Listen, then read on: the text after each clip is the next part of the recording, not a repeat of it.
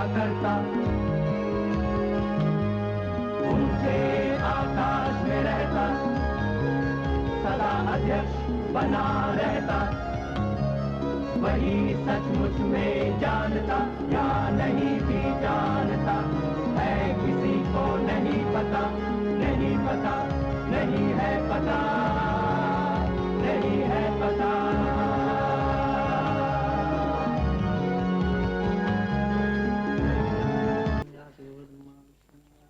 वाशवश, अच्छा हो अब अगर तुम कुछ दान धर्म कर डालो, उससे रोग का परिहार होगा। दान धर्म? पर मैं दूं क्या? मेरे पास तो कुछ भी नहीं। जो दान कर सको कर दो, उससे यदि रोग से मुक्त नहीं भी हो पाओगे तो भी स्वर्ग पाओगे।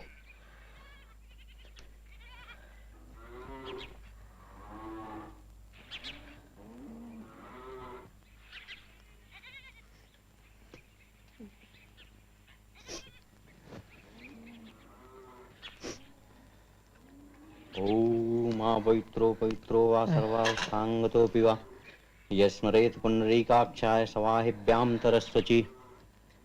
अब यजमान जो भी दान में देना हो अपने मुंह से कह दो।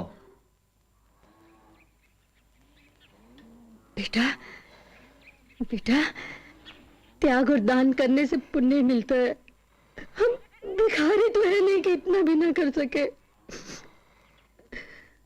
ठीक है, औपचारिकता ही सही। सारी गायें दान में दी। आयुष्मान।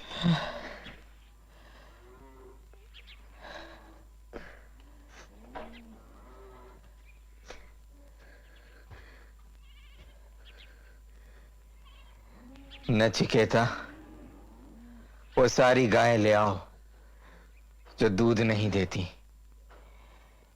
काफी संख्या है उनकी। पिताजी, जो गाय दूध नहीं दे सकती, जो इतनी दुर्बल है कि न चारा खाती है न पानी पीती है, क्या उन्हें दान में देकर आपको पुण्य मिलेगा? चुप रहे, मूर्ख कहीं का। पिताजी, आप पुण्य पाने के लिए गाय दे रहे हैं ना? तो उन गायों के स्थान पर आप मुझे ही दे दीजिए। दूर हट यहाँ से, निकल जा। पिताजी, मैं जानना चाहता हूँ, आप मुझे किसे देंगे? मैं कहता हूँ निकल यहाँ से। पिताजी, आप मुझे बताइए, आप मुझे दान में किसे देंगे? सुना नहीं तुमने? निकल जा, मैं तेरा मुंह नहीं देखना चाहता। पिताजी, मैं फिर भी जानना चाहता हूँ, आप मुझे दान में किसे देंगे? किसे दूंगा? जानना चाहता है तू? तो सुन निकम्मे, मैं तुझे यमराज को देता हूं।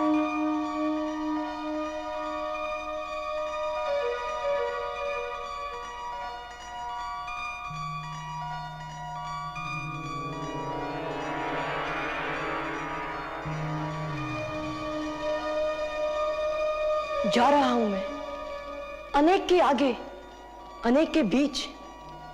क्या हो सकता है आज यमराज का काम जो मेरे कारण पूरा होगा?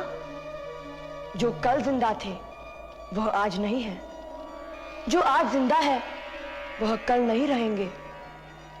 कर्म धर्मा मनुष्य अनाज की दाने की तरह पकता है, झड़ जाता है और दोबारा पैदा होता है।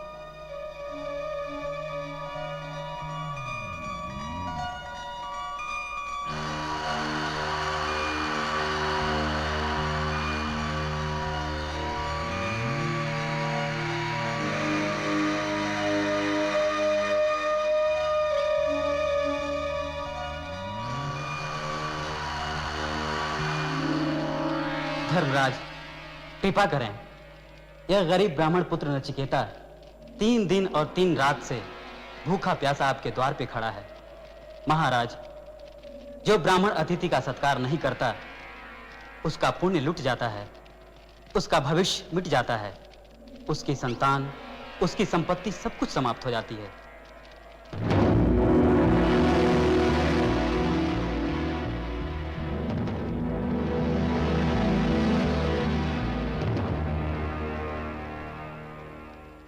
नचिकेता, तुम हमारे अतिथि हो।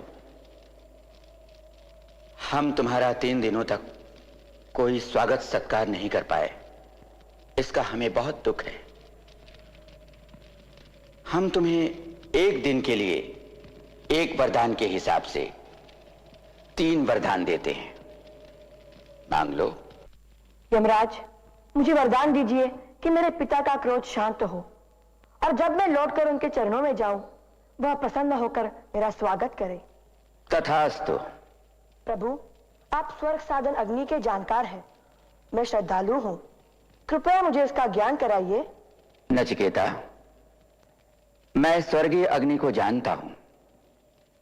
यह अग्नि अनंत लोगों की सत्ता प्राप्त करने का साधन है, सत्ता का आधार है।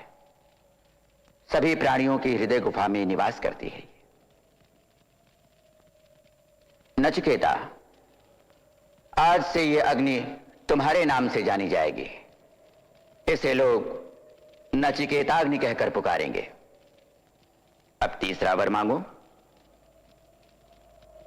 मनुष्य के मर जाने पर कुछ लोग कहते हैं कि वह है, तो कुछ कहते हैं वह नहीं है। मुझे बताइए, सत्य क्या है? है और नहीं का ये विवाद पुराने जमाने से ही चला आ रहा है। देवता भी नहीं जान पाए कि जीवन और मृत्यु का रहस्य क्या है। नचिकेता, तुम कोई दूसरा वर मांग लो। इस प्रश्न को हमारे लिए ही छोड़ दो। महाराज, इस विषय के जानकार आप ही हैं। आप ही समझा सकते हैं, दूसरा कोई नहीं। और इस वर के सामने दूसरा वर है भी तो नहीं। नचिकेता, तुम कोई और वर मांग लो। 100 वर्षों की दीर्घायु वाले पुत्र मांग लो, हाथी घोड़े मांगो, धरती मांगो। चाहो तो अपने लिए दीर्घायु मांग लो। नहीं महाराज। तुम कुछ और मांग लो। मृत्युलोक में इच्छाओं को पूरा करना असंभव हो, ऐसी कोई चीज मांग लो, हम दे देंगे। पर मृत्यु का रहस्य हमसे न पूछो। इच्छा पूरी होने का सुख कितनी देर टिकेगा? जब जीवन ही इतना छोटा है तो सुख कितना होगा? नहीं महाराज, आप मुझे यही वर दीजिए। मृत्यु का रहस्य खोलकर समझाइए। नचिकेता, इसके 2 ही रास्ते हैं, एक श्रेय का, आनंद का, और दूसरा क्षणिक सुख का। दोनों ही मनुष्य को आकृष्ट करते हैं, पर विचारवान मनुष्य सभी दृष्टियों से सोच समझकर क्षणिक सुख को नहीं, श्रेय को ही चुनता है। नचिकेता, तुमने सोचा है, समझा है, सुंदर और प्रिय का गहराई से निरीक्षण किया है और उन्हें त्याग दिया है। तुम धन और ऐश्वर्य के मोह जाल में नहीं फंसे हो, जैसा कि बहुत से मनुष्य उसमें डूबते हैं और नष्ट हो जाते हैं। नचिकेता, मुझे बहुत संतोष है कि तुम सत्य में निष्ठा रखते हो। मैं कामना करता हूं कि मुझे वैसा ही प्रश्नकर्ता मिले जैसा कि तुम हो। महाराज, वो क्या है जो धर्म और अधर्म से अलग, कर्म और त्याग से परे, भूत और भविष्य के उस पार है? नचिकेता, जिस पद और लक्ष्य की महिमा वेद गाते हैं, जिसके लिए तपस्या की जाती है, जिसके लिए मनुष्य व्रत अनुष्ठान करता है, गहन अध्ययन करता है, वो एक ही शब्द में समाया हुआ है। वो शब्द है ओम। ये शब्द ही ब्रह्म है, यही परम है। जो इसे जान लेता है उसकी सारी इच्छाएं पूरी हो जाती हैं। मुक्ति को प्राप्त करने का यह सबसे ऊंचा साधन है, सबसे बड़ी उपासना है। वो ज्ञान स्वरूप आत्मा है, अजन्मा है, अमर है, सनातन है, नित्य है, पुरातन है। मृत्यु के बाद शरीर की समाप्ति हो जाती है, पर वो सतत विद्यमान रहता है। नचिकेता, अगर मारने वाला सोचता है कि मैं मारता हूं और मरने वाला सोचता है कि मैं मर गया हूं, तो दोनों ही नासमझ है, दोनों अज्ञानी हैं। मनुष्य के भीतर बैठा सनातन न तो मारता है न मरता है। नचिकेता, अब मैं तुम्हें सनातन ब्रह्म का रहस्य बताता हूं, आत्मा की उस अवस्था के बारे में बताता हूं जो मृत्यु के बाद प्राप्त होती है। आत्मा माता के गर्भ में जाकर दोबारा नया शरीर पा सकती है। अपने पूर्व जन्म के ज्ञान और कर्म के आधार पर पेड़ पौधों में भी जा सकती है। भले ही हम नींद में हो, पर यह आत्मा हमेशा जागती रहती है और हमारे लिए एक अद्भुत स्वप्न की दुनिया रच देती है। नचिकेता, वास्तव में तेजोमय ब्रह्म ही अमृत कहलाता है। समूची सृष्टि इसी ब्रह्म में स्थित है, इससे परे कुछ भी नहीं। जब विवेकशील मनुष्य को पता चलता है कि इंद्रियां आत्मा से अलग हैं,